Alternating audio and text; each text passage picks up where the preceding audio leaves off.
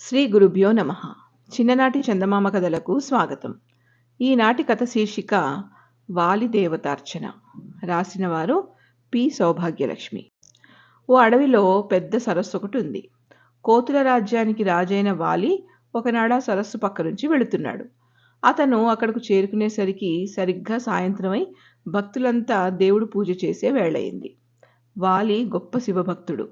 అతడు ఎక్కడకు వెళ్ళినా సరే తనతో కూడా దేవతార్చన పెట్టెలో శివలింగాన్ని పెట్టుకుని మరీ వెళ్ళేవాడు. అతను ఆ సరస్సు దగ్గర ఆగి అందులో స్నానం చేసి వచ్చి గట్టు మీద ఓ శుభ్రమైన చోట ఆకు అలము తుడిచేసి దేవతార్చన పెట్టెలో ఉన్న శివలింగాన్ని పైకి తీసి అక్కడ పెట్టి మామూలు ప్రకారం పూజ చేయడం మొదలుపెట్టాడు. అతను పూజ చేస్తూ ఉంటే ఆ అడవిలో వేటాడుతూ తిరుగుతున్న చెంచువాళ్ళు విల్లులు బాణాలు పుచ్చుకుని ఆ పూజ చూస్తూ నిలబడ్డారు. వాళ్ళు చంపి తెచ్చిన మృగాల్ని ఓ చోట కుప్పగా పడేసి వాళ్ళు కూడా భక్తితో శివలింగానికి నమస్కారాలు పెట్టారు. వాలి పూజ చేస్తూ ఉన్న ఆ లింగాన్ని చూచిన కొద్దీ వాళ్ళకి భక్తి ఎక్కువైపోయి, అయ్యో మనకి కూడా ఇలాంటి దేవుడుంటే రోజు ఎంచక్కా భక్తితో పూజ చేసుకుందాం కదా అనిపించింది. వాలి పూజ ముగించి దేవతార్చన పెట్టెను దులిపి లింగాన్ని అందులో పెట్టుకుందాం అనుకుని తాను పెట్టిన పువ్వులు పత్రి లింగం మీద నుంచి పక్కకి ఒత్తిగిస్తున్నాడు. చెంచులు ఇక పోదామనుకుని వెనక్కి తిరిగి చూసుకునేటప్పటికీ ఒక చిత్రం జరిగింది. వాళ్ళు చంపి తెచ్చి అక్కడ పడేసిన మృగాలు ఒక్కొక్కటే బ్రతికి కదలడం మొదలుపెట్టాయి. వాళ్ళు ఆశ్చర్యంతో చూస్తూ నిలబడిపోయేటప్పటికీ కదలడంతో ప్రారంభించిన మృగాలన్నీ ఒక్క మాటుగా లేచి భయంకరంగా అరుస్తూ పారిపోవడం ప్రారంభించాయి.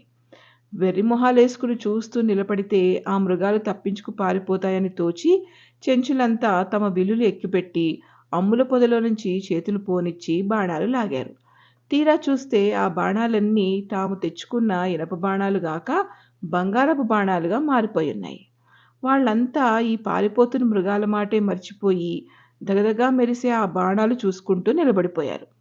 వాలి జరిగిందంతా చూసి, ఇదంతా నా శివలింగం యొక్క మహత్యం అన్నాడు.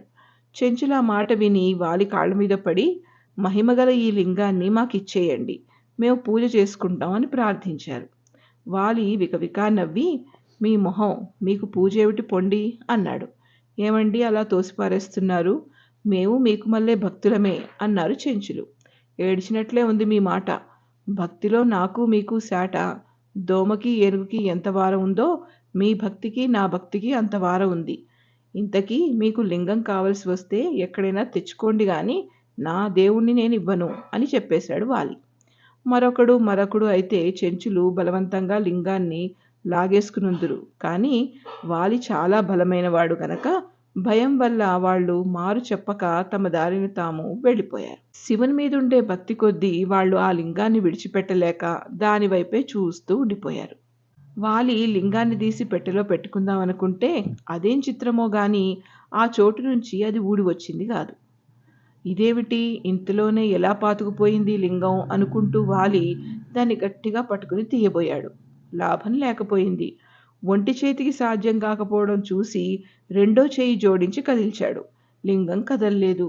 తన తోకతో లింగాన్ని చుట్టి ఊపిరి బిగబట్టి బలమంతా చేర్చి లింగాన్ని పెకలించబోయాడు. కానీ కొంచెం కూడా కదల్లేదా లింగం. వాలికి చాలా ఆశ్చర్యం వేసింది. పెద్ద పెద్ద పర్వతాల్ని ఇట్లే పెకిలించి వేయగల బలం అతనిది. అలాంటప్పుడు ఈ చిన్న లింగాన్ని కదల్చలేకపోవడం ఏమిటి? నా మీద దేవుడికేదో కోపం వచ్చింది, అందుకే ఇలా తన మహిమ చూపిస్తున్నాడు అనిపించి కళ్ళ వెంట నీరు కారుస్తూ లింగానికి సాష్టాంగ నమస్కారం చేసి, స్వామి, నేను చేసిన అపరాధం ఏమిటి? నువ్వు ఊడి రాకుండా ఇక్కడే స్థాపితమైతే ఎలాగా? మనం ఇంటికి పోవద్దా? అక్కడ కోతులన్నీ నా కోసం ఎదురు చూస్తూ ఉంటాయి, రా వెళ్ళిపోదాం అని అనేక విధాల ప్రాధేయపడ్డాడు. అప్పుడు శివుడు వాలికి ప్రత్యక్షమై, వాలి, నాకిక్కడ ఉండిపోవాలని ఉంది. ఇక్కడి భక్తులు స్నానం చేసి నన్ను సేవించడానికి వీలుగా ఇక్కడే సరస్సు కూడా ఉంది గనక ఇంక కదలను అన్నాడు. అప్పుడు వాలికి తెలిసొచ్చింది, నేను ఈ చెంచుల కన్నా గొప్ప భక్తుణ్ణి కాదనుకు నేను ఈ చెంచుల కన్నా గొప్ప భక్తుణ్ణి అనుకున్నా. దేవుడు నా ఒక్కడి సొత్తే అని అహంభావంతో ఈ లింగాన్ని మీకు ఇవ్వను పొండి అన్నాను. నాకు భక్తులంతా సమానమే, భక్తులందరికీ నేను దేవుణ్ణే అని నాకు చెప్పడం కోసం శివుడిలా చేసి ఉంటాడు అని తెలుసుకున్నాడు. స్వామి, నేను ఆ భక్తుల్ని చులకన చేసి మాట్లాడినందుకు నన్ను క్షమించు. నిన్ను విడిచి నేనొక్క క్షణం కూడా ఉండలేను. కనుక ఇంకా ఆలస్యం చేయక నన్ను అనుగ్రహించి నాతో రావలసిందే అని బ్రతిమాలుకున్నాడు. కానీ అంతకుముందే శివుడు అంతర్ధానమైపోయాడు. పాపం వాలికేమీ తోచింది కాదు. ఆ లింగం తనతో రాదు.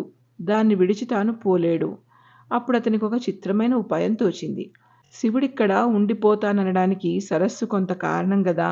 దీన్ని పూడు చేస్తే శివుడికి ప్రదేశం మీద ఉండే మోజుపోయి నేను కోరినట్లు నాతో రాకపోతాడా అనుకున్నాడు. ఇలా అతను ఆలోచించి సరస్సు పూడ్చడానికి ఆ చుట్టుపక్కల ఏదైనా పెద్ద కొండ ఉందేమోనని అటూ ఇటూ చూశాడు. ఎక్కడా కనపడలేదు. అప్పుడు కొన్ని వందల యోజనాలు ఎగిరి వెళ్ళి ఓ పెద్ద కొండను పెకిలించి తెచ్చి ఆ సరస్సులో పడేశాడు. అయితేం వాలి అనుకున్నదొకటి, చివరికి జరిగిందొకటిను. ఆ కొండ కింద పడడంతో ఆ సరస్సు పూడిపోవడానికి బదులు అందులో ఉన్న నీరంతా పొంగి ఓ నదిలా ప్రవహించింది. నదిని చూడగానే వాలికి ఉడుకుమొత్తనము, దుఃఖము వచ్చి ఆవేశంతో, స్వామి, నువ్వు రాకపోతే నేనిక్కడే బుర్రబద్దలు కొట్టుకుని చచ్చిపోతాను అన్నాడు. శివుడికి జాలి వేసి మళ్ళీ ప్రత్యక్షమయ్యి, వెర్రివాడా, కొండ తెచ్చి చెరువులో పడేస్తే నేను నీ వెంట వచ్చేస్తాననుకున్నావు. కానీ చెరువులో నీరు నదిగా మారి భక్తుల స్నానాలకు వీలుగా దివ్యమైన ప్రవాహం అయింది. ఈ విధంగా ఈ కొండ తెచ్చి ఇక్కడ పడవేసి తలవని తలంపుగా నాకు ఉపకారమే చేశావు. అదీగాక నీవు చేసిన ఈ పని మరొక విధంగా కూడా నాకు ఉపకారమైంది. ఏమంటే, నాకు కొండ అంటే మహా ఇష్టం. అందుకే కైలాసం మీద నేనుండడం, ఇక్కడ ఏదైనా ఓ కొండ ఉంటే బాగుండునని నేను ఆలోచిస్తూ ఉంటే నీవు దాన్ని తెచ్చి పడేసి ఆ లోపం పూర్తి చేశావు. అయితే నీతో కూడా నన్ను రమ్మనే కదా నువ్వు ఆరాటపడేది. నేను లింగాన్నై నీ దేవతార్చన పెట్టెలో ఉండడం కన్నా ఏకంగా నీ హృదయంలో ప్రవేశించి నీతో వస్తాను. భక్తుల కోసం ఈ లింగాన్ని ఇక్కడే ఉండిపోనియి అని చెప్పి స్వామి వాలి హృదయంలోకి ప్రవేశించాడు. వాలి కళ్ళు మూసుకొని ధ్యానించేటప్పటికీ అతనికి తనలోని శివుడు ఒక జ్యోతికి మల్లే ప్రకాశిస్తూ కనపడ్డాడు. వాలి ధన్యుణ్ణయ్యా అని సంతోషిస్తూ మనస్సులో ఉన్న శివుణ్ణి ధ్యానించుకుంటూ ఇంటికి వెళ్ళిపోయాడు. మర్నాడు చెంచులు వచ్చి అక్కడ ఉండిపోయిన లింగాన్ని, కొత్తగా వచ్చిన కొండని, కొండపడడం వల్ల ప్రవహించిన నదిని చూసి పొంగిపోయారు. నాటి నుంచి రోజు 2 పూటలా స్వామిని భక్తితో పూజ చేసుకుంటూ వారు ధన్యులయ్యారు. భక్తుల కోరికను నెరవేర్చే ఆ పరమశివుడు ఈ విధంగా అటు వాలిని, ఇటు చెంచులని కూడా సంతృప్తిపరిచాడు.